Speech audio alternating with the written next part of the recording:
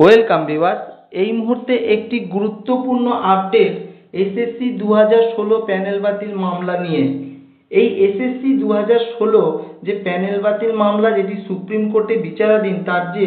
মূল মামলাকারী এবং তার ডায়েরি নাম্বার কত 18822 এবং এসএলপি কেস নাম্বার হচ্ছে 9586 এবং আমরা দেখেছি এটি 10/9/2024 লাস্ট লিস্টেড হয়েছিল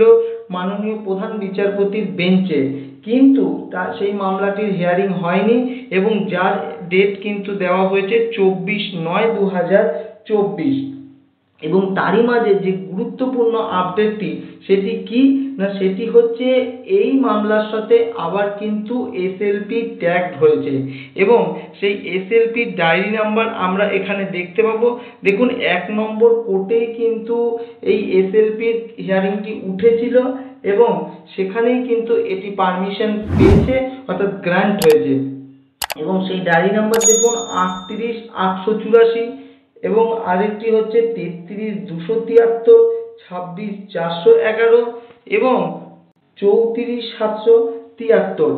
এই যে কটি এসএলপি তার সঙ্গে কিন্তু ট্যাগড হয়েছে 13/9/2024। This petition were called on for hearing today, অর্থাৎ ওই যে বললাম 13/9/2024 1 নম্বর কোর্টে কিন্তু উঠেছিল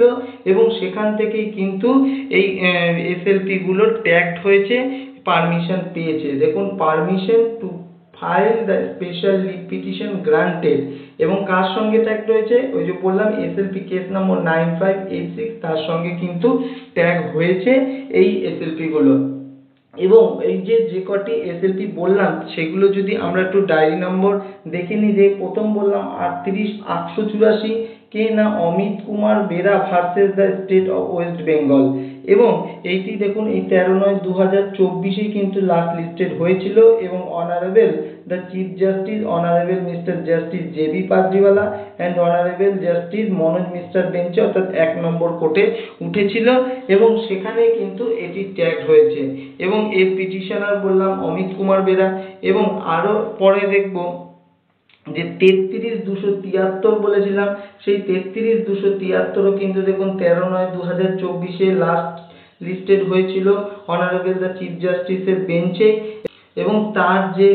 পিটিশনার কে না তারিক আব্দুল্লাহ। এখানে দেখুন পিটিশনার আরো অনেকে আছেন, এই তারিক আব্দুল্লাহ, জিন্নাত আলী মিদ্দা, এরকম এখানে 17 জন মোট কিন্তু এখানে দেখা যাচ্ছে